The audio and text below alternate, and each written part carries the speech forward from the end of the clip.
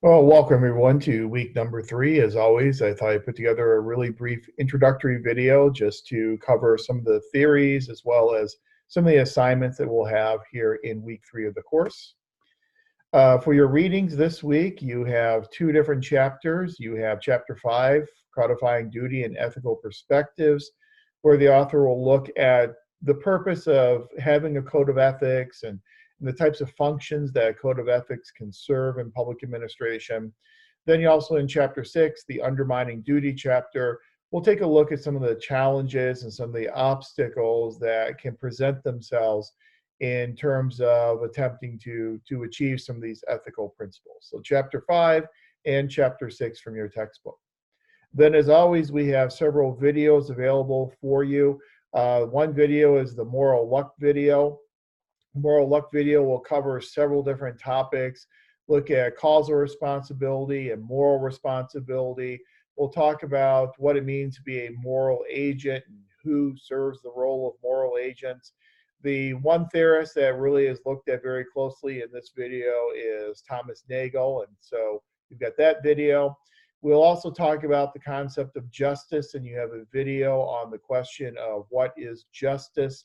And we'll look at justice from the perspectives of equality as well as fairness, the dichotomy of getting what we deserve as opposed to getting what we truly need. One of the theorists that we'll focus on in that video is John Rawls and his perspective of justice as fairness. Another theorist that is focused upon in the video is Robert Nozick. And we'll look at him, we'll look at negative rights, we'll look at positive rights, again, all covered in that video. Another major aspect of this week, again, this whole week kind of revolves around the idea of developing a code of ethics, a code of conduct. And with a code of conduct, what should be included within that code of conduct, and then how we can get people to adhere to that code of conduct. In the literature, there for years has been this raging discussion and this disagreement about whether or not you could teach ethics. Is this something that is teachable, or is it something that is just inherent and innate to certain people? If you believe that a code of conduct is something that can be useful in a public organization, then subsumed within that belief is the belief that you can teach ethics and you can teach strategies for adhering to ethical principles. So to buy into the idea and the notion that a code of ethics is practical, you're also buying into the notion that people can learn how to adhere to ethical principles. Now, clearly, in that battle between those two schools of thought, the school of thought that ethics is just something that is innate and inherent to certain individuals versus the school of thought that looks at ethics as being something that may be taught and a skill that can be acquired. In that battle between those two schools of thought, I think we can probably make a pretty compelling argument that it's the second school of thought that tends to win out, because we do have codes of conduct and codes of ethics across public administration. And we know that as public administrators, we come from a variety of different backgrounds. We may be professional engineers. We may be professional human resource officers, budget analysts, and budget officers. And typically, all those different professions that fit within the umbrella of public administration will have their own unique code of conduct. Now, those codes of conduct, codes of ethics, oftentimes will overlap with each other. You'll see a lot of similarity in a lot of those principles, but typically every profession will have its own code of conduct. Codes of conduct matter because they give us something empirical that we can then have a standard to hold people according to that standard, and to make sure that their behavior is being conducted according to that standard. Now, since this is a public administration program, the umbrella agency that we look at is the American Society for Public Administration, or ASPA. I'm sure that you're all familiar with ASPA. Some of you may have already attended the ASPA conference. I know this year ASPA's annual conference is being held in Garden Grove, I believe, so it's actually local. And it's really like pulling teeth to get ASPA to come out to the West Coast sometimes, but they're actually coming out to the West Coast in April. But ASPA is this umbrella organization that really cuts across all the different professions that embody the field of public administration. So as this umbrella agency, what American Society for Public Administration has done is it has created its own code of conduct, its own code of ethics. So one of the things that you will be doing this week is reviewing a video that walks you through the different principles in the ASPA Code of Conduct. Now, the ASPA Code of Conduct has been around for a very long time. ASPA, every 5 or 6 years, will go back and revisit the Code of Ethics and will then make some sometimes substantive changes to some of those principles. The current Code of Ethics in ASPA is comprised of 8 different principles. Principle number 1 is to advance the public interest, meaning to promote the interest of the public and put service to the public above service to oneself. This is clearly elemental to everything that we do in the public service. Now, this is why we fill out Form 700s here in California. We fill out those conflict of interest forms if we are in that type of position, so that we can be very transparent about what types of private interests we have to make sure that those private interests are always subservient to the public interests. Second principle is to uphold the Constitution and the law, to respect and support government constitutions and laws while seeking to improve laws and policies to promote the public good. We have really gone through this transition in the world of public administration over the past several decades, where we have moved from the principle of sovereign immunity to the principle of qualified good faith immunity. If you take it back several, not just decades, but centuries, and you go back to England and where civil service, at least modern civil service, really started in England back in the 1700s and the 1800s, sometimes government employees could benefit from this idea of sovereign immunity, meaning that if you were working for a sovereign, if you were part of that sovereign, you were then immune from prosecution. So just the mere fact that you were a government employee made you immune from prosecution. We have moved away from sovereign immunity, and now our legal standard, if you will, is qualified good faith immunity.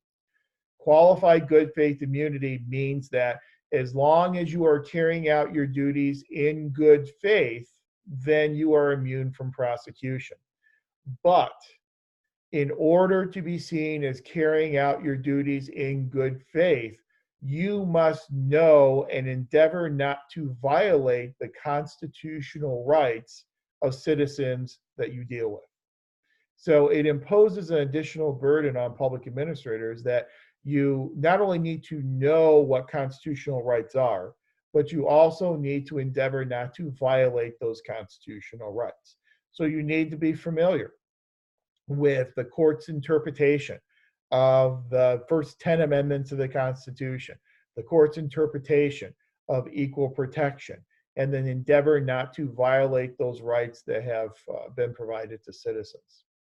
The whole idea of upholding the Constitution and the rule of law, we are watching that play out in real time with the impeachment trial that's starting up on January 21st. That impeachment trial is a great example of this idea of trying to uphold the Constitution and uphold the rule of law. Now, obviously, the position of President of the United States is a lot different than the position of any other type of public administrator, but it's still the general type of idea of upholding that second principle. Principle number 3 in the ASPA Code of Ethics: promote democratic participation, to inform the public and encourage active engagement in governance. Be open, transparent, responsive, and respect and assist all persons in their dealings with public organizations. Now, different states have different interpretations of this. We happen to live in the state of California, which is a very permissive state when it comes to democratic participation.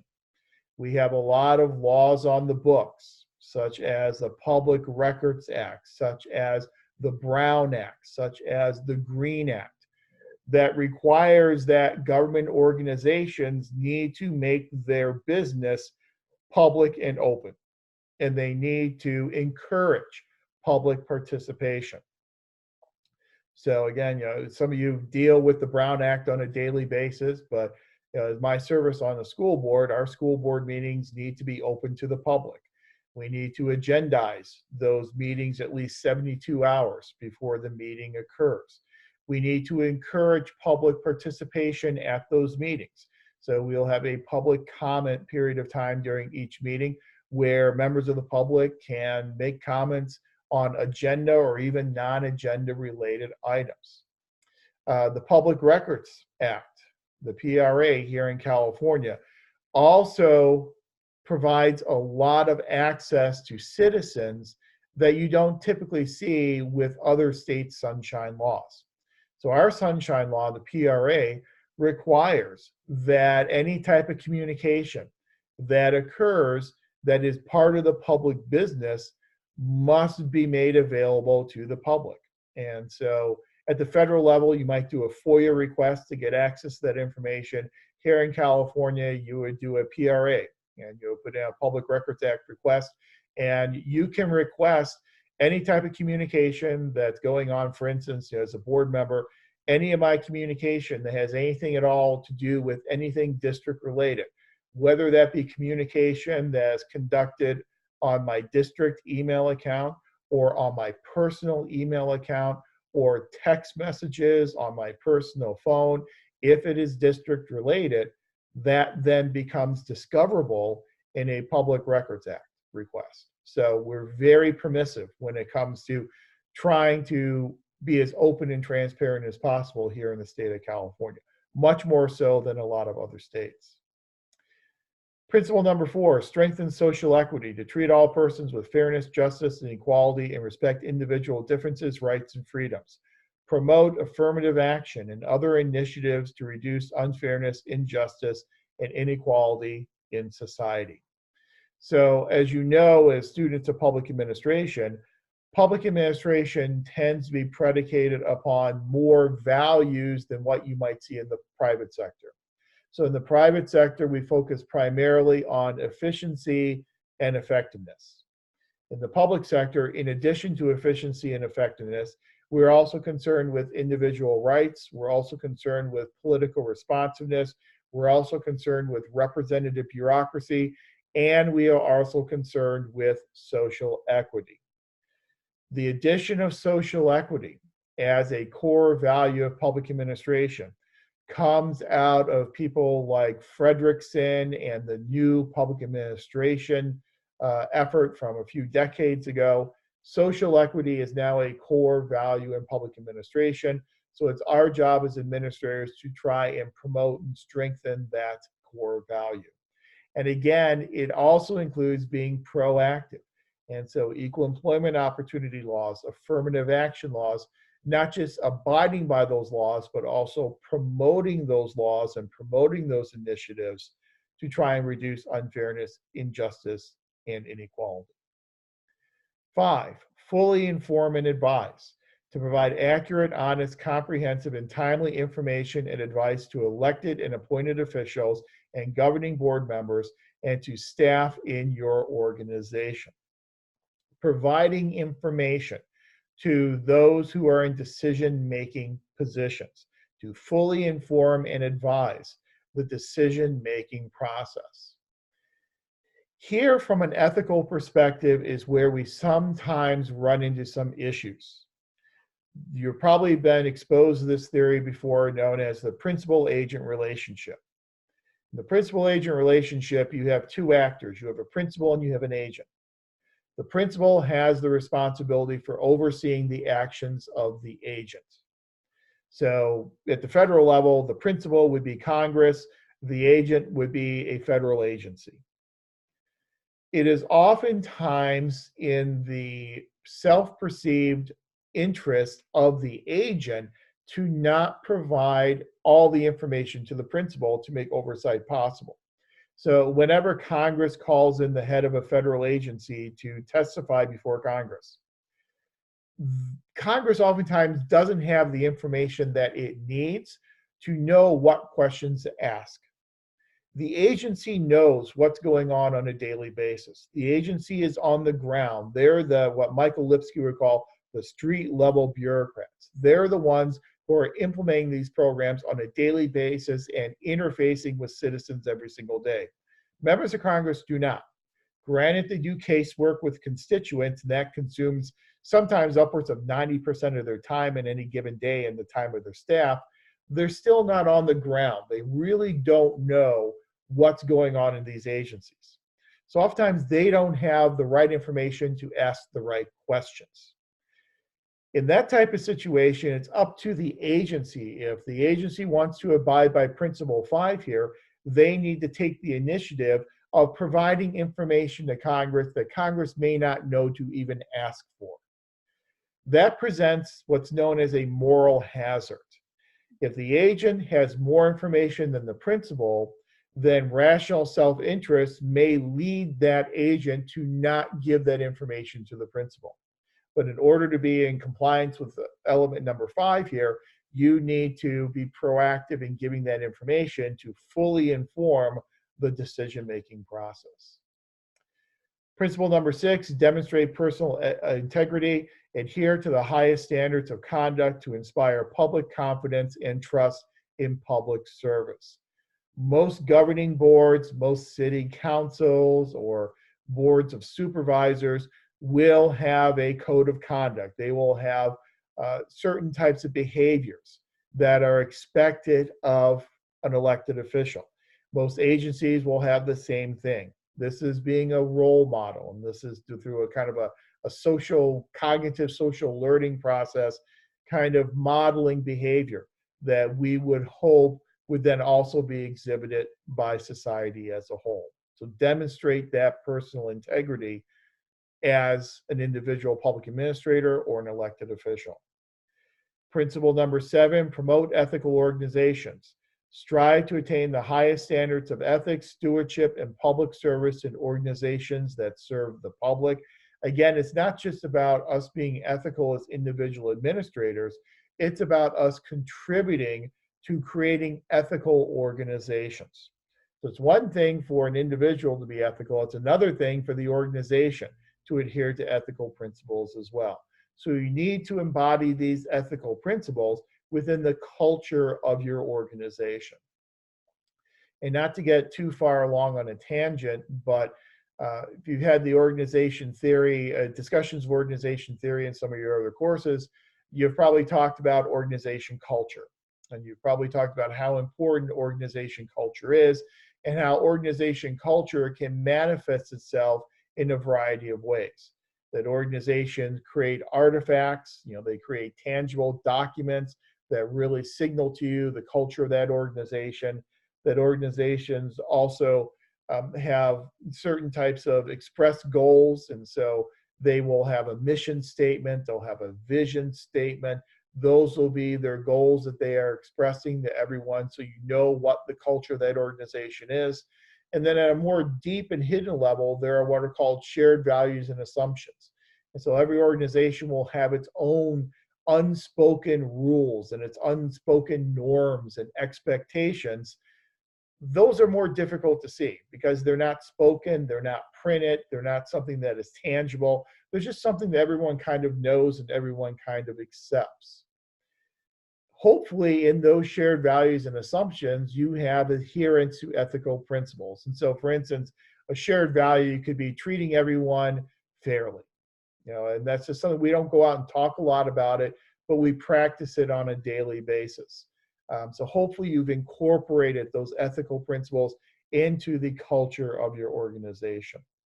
And then finally, principle number 8, to advance professional excellence. Strengthen personal capabilities to act competently and ethically and encourage the professional development of others. So it's not just PD for yourself, it's PD for other members of your organization as well.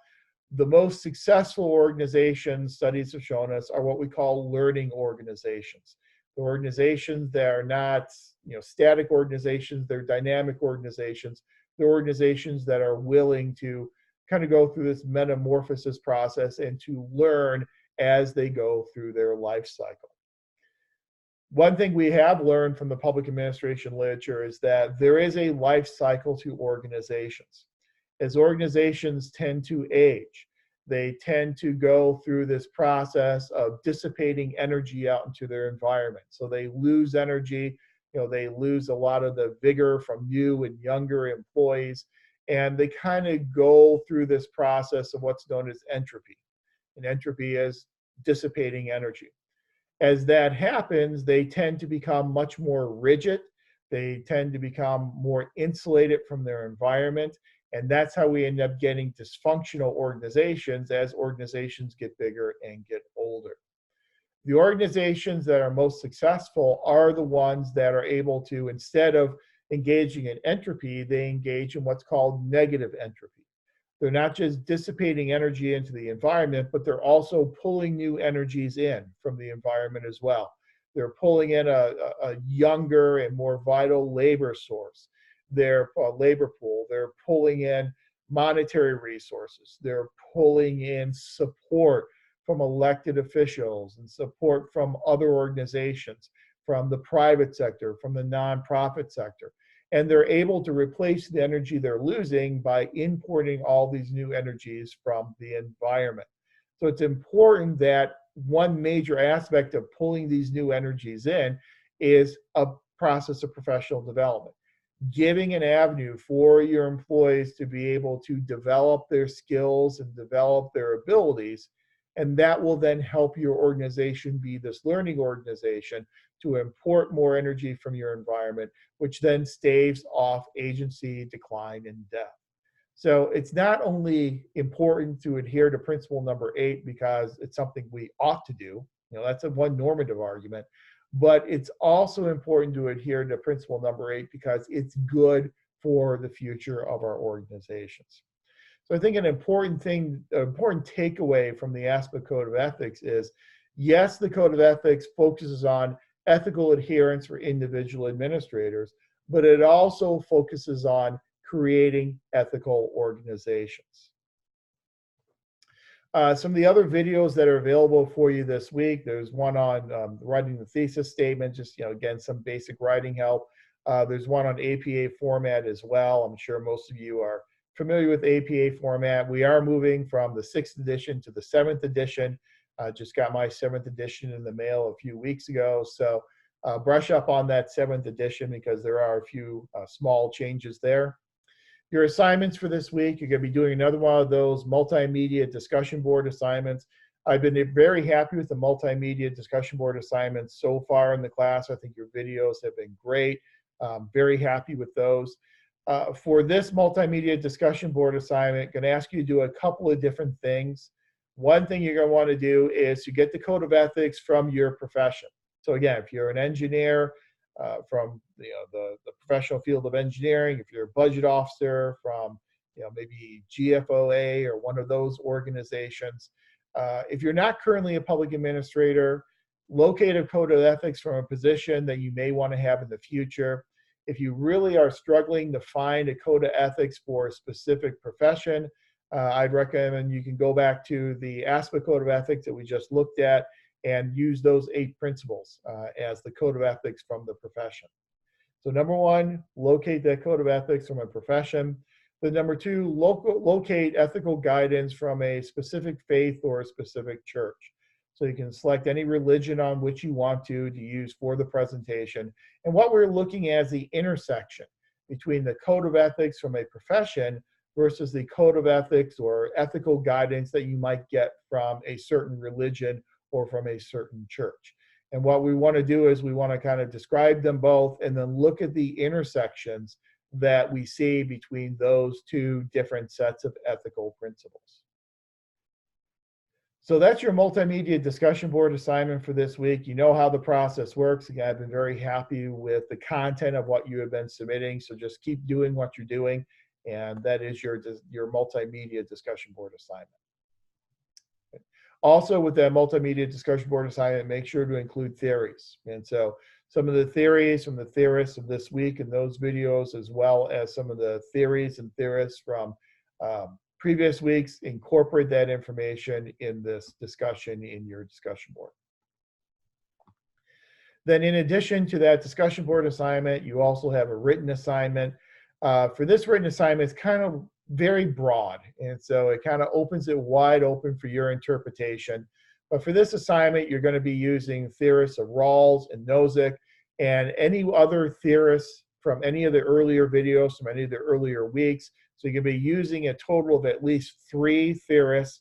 One has to be Rawls, one has to be Nozick, and then the third one can be a theorist of your choice. And develop a thesis on the topic of justice and fairness, how moral luck may or may not play a role in how society assigns praise or assigns blame. So again, it's kind of wide open. It's a relatively brief assignment. We're looking at about 2 to 4 pages.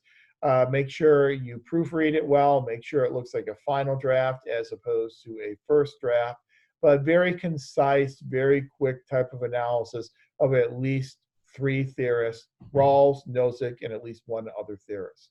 If you want to go beyond 3 theorists, you can obviously do that as well. I'll leave that completely up to you, but the minimum number will be 3. Okay. Then we're going to keep playing around with Zoom. I know Dr. Sundstrom really wants to be incorporating Zoom into this program and into future courses. I've been using Zoom now for a number of years. I think I had relayed that to you in a previous video. I'm a big fan of Zoom. I think it works really well for good interchange of ideas. So for this one, same type of thing that you've done in previous week. So you'll be inviting classmates to participate in a Zoom meeting. You must include at least 3 people. The meeting must be at least 3 minutes, and you can discuss anything that you like.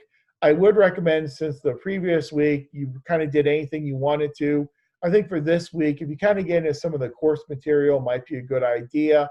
Maybe outline your papers for this course as a team and kind of put your head together in terms of what that paper should look like. So maybe a little bit more course related for the one this week. But the whole purpose here is just to give you some exposure to using Zoom and get you comfortable with Zoom, because you're going to be seeing Zoom used more and more in your future courses in the program.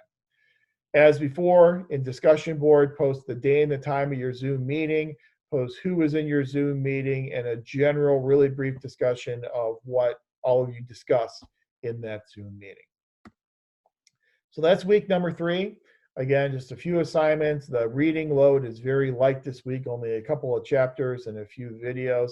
As always, if you have any questions at all about any of the material or any questions about what you need to do this week, always feel free to either contact me through the Ask Your Instructor link in the class, or you can also email me directly at my Cal Baptist email. So I think that's about it. I hope everyone has a great week 3, and I'll talk to you again when we go into week 4 with the introductory video for next week. So take care and have a great week.